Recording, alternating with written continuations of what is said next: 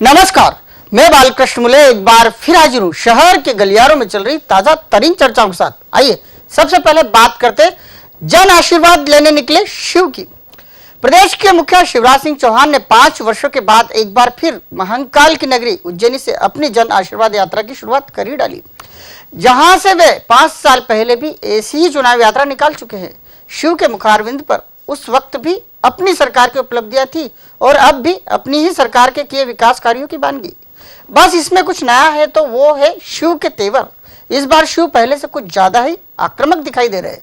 वो किसी के भी भरोसे नहीं है, बल्कि वो खुद के भरोसे चुनाव मैदान में दिखाई दे रहे हैं, जिसकी चर्चा राजनीति के साथ साथ प्रदेश भर के गलियारों में शुरू हो चुकी है।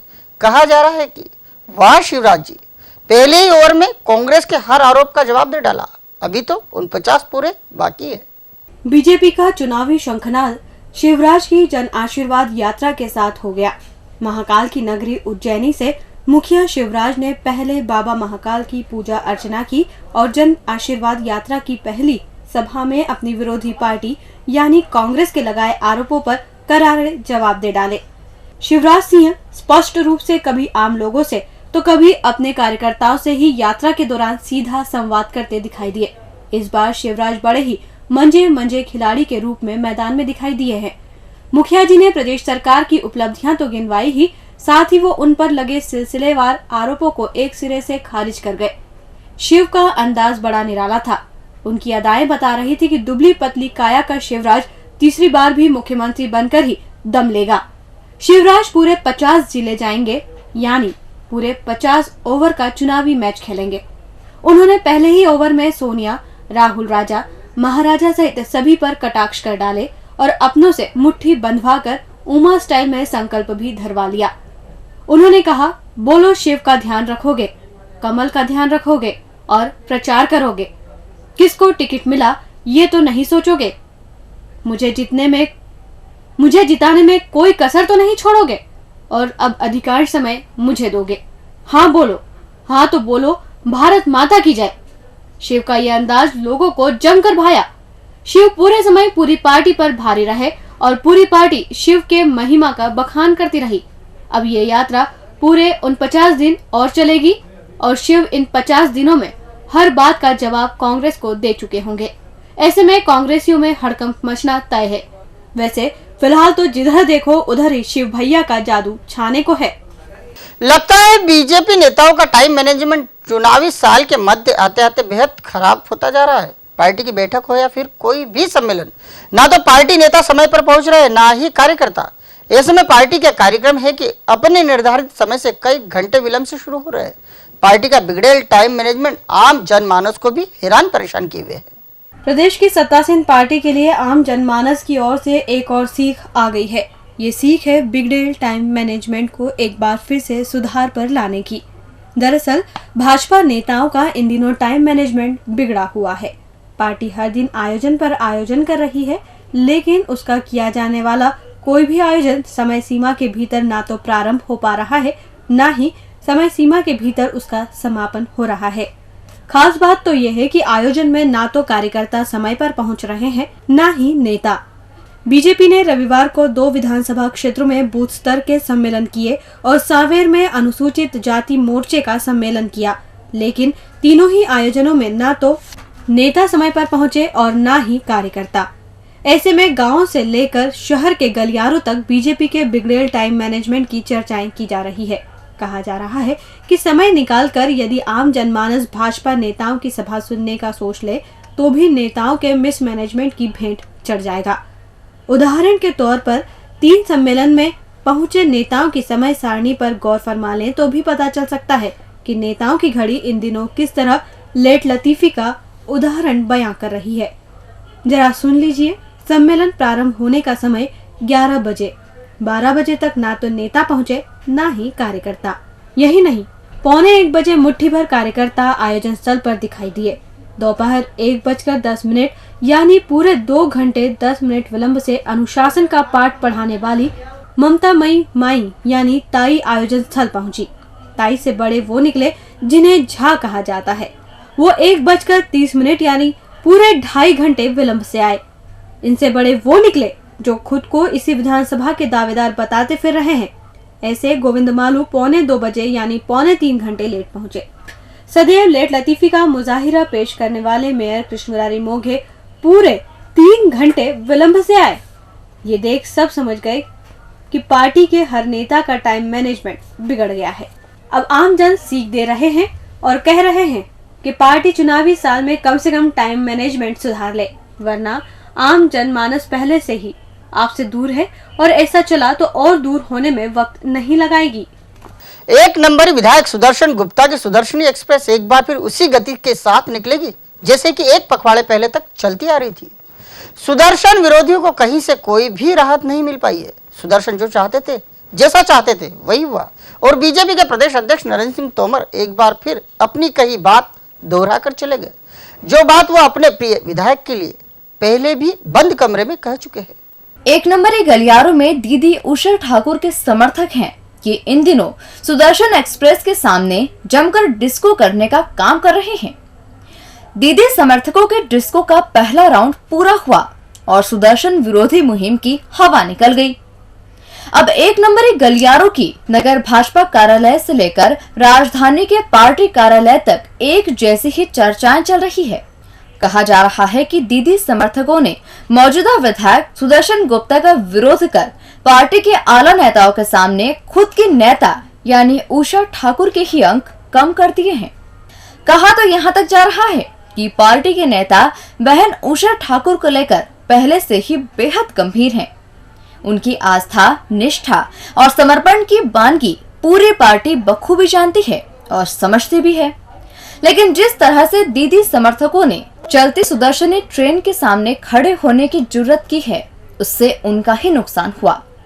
यूं भी कहा जाता है कि चलती ट्रेन के सामने खड़े रहोगे तो नुकसान ट्रेन का तो होने वाला नहीं, नुकसान तो कमजोर कार्यकर्ताओं का ही होगा। अब एक बार फिर सुदर्शन एक्सप्रेस एक नंबरी गलियारों में चल निकली है और कहा जा रहा है कि अब ये एक्सप्रेस मिशन 2013 फतह करके ही थमेगी। तब तक ना तो वो विरोधियों के सामने होने पर हॉर्न देगी और ना ही असंतुष्ट की हरकतों पर किसी तरह का कोई बयान जारी करेगी। वो तो केवल अपने कप्तान यानी मुन्ना भैया अर्थात नरेंद्र सिंह तोमर की सीटी पर ही रुकेगी और फिर दौड़ पड़ेगी। वैसे पहले राउंड के मैच में सुदर्शनी एक्सप्रेस की जीत हो चुकी है।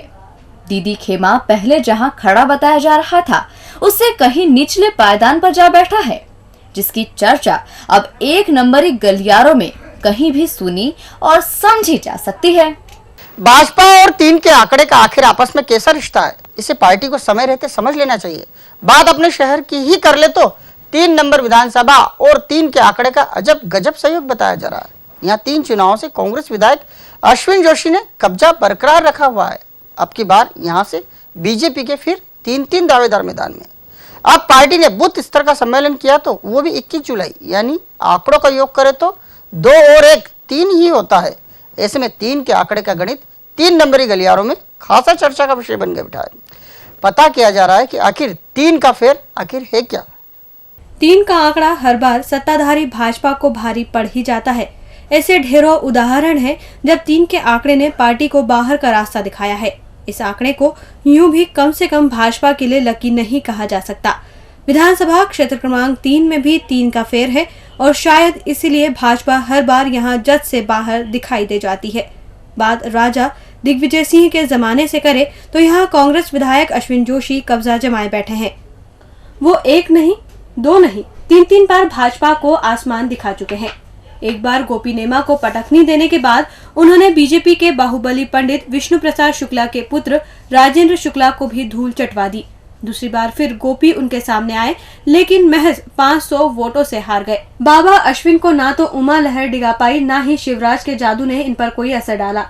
एक बार फिर 3 नंबरी गलियारों में चुनावी शंखनाद हो चुका है और बीजेपी के 3 दावेदार हर दिन आयोजनों के माध्यम से गलियारे नाप रहे हैं। खास बात तो यह है कि बीजेपी के ये तीनों होनहार बाबा अश्विन के सामने हल्के ही कहे जा रहे हैं। 3 नंबरी कार्यकर्ता खुले तौर पर तीनों ही नेताओं का अघोषित रूप से बहिष्कार करते सुने जा सकते हैं। बात गोपी नेमा की करें या ललित पोरवाल की करें या फिर गोविंद मालू की, पार्टी कार्यकर्ता इन तीनों ही नेताओं को नापसंद करार देते हैं। पार्टी कार्यकर्ताओं को चाहिए बाबा के समकक्ष कोई नाम जिसकी आड़ में पार्टी कार्यकर्ता खुद को सुरक्षित खड़ा कर सके। 3 नंबर में 3 दावेदार के आ जाने से 3 का आंकड़ा फिर प्रबल कहा जा रहा है और पार्टी के ऊपर से 21 जुलाई को 3 नंबर ही शंखनाद करवा दिया। फिर आम लोगों को 3 का संयोग दिखाई दे गया। अब कार्यकर्ता ये नहीं समझ पा रहे हैं कि आखिर 3 नंबर में बार बार भाजपा के सामने 3 का आंकड़ा ही क्यों आकर मंडराने लग जाता है। और अंत में बात करते हैं डॉक्टर सागर की।